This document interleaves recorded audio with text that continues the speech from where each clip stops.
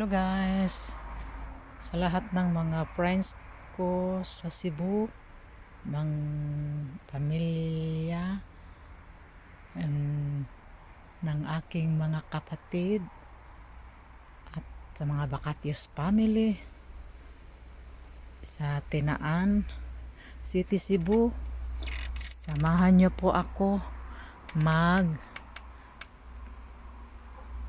mamutas ng blackberry.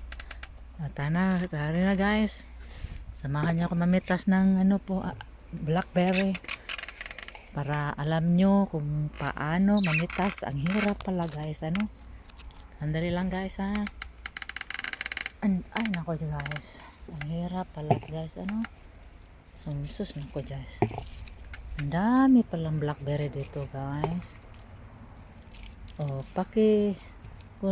Paki-like, paki-share ng maliit kong YouTube channel para updated kayo sa aking mga upload.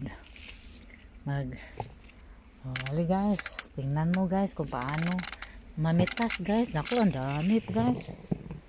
Naku, tapos ang ganda ng panahon dito guys. Ang init. Tsaka minsan naman guys, tingnan mo guys, diba? Ang dami. Okay, tingnan mo guys, yung blackberry ko guys. Tingnan mo guys, tingnan mo.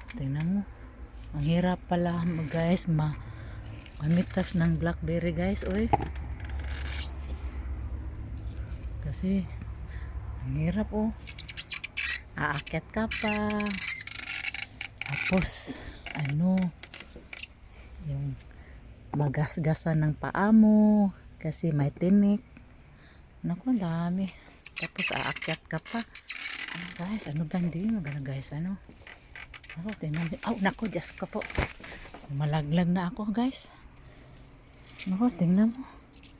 Mami, ang hirap pala. Aakyat ka pa sa maliit na kahoy guys.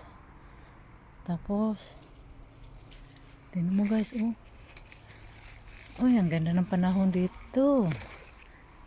Minsan hindi maganda ang guys. Sa sunod apple naman pitasin ko siguro sa next upload ko para updated kayo sa aking sa next upload tingnan mo guys, hindi maganda. Pala guys, ang tinik-tinik tapos guys, ang hirap.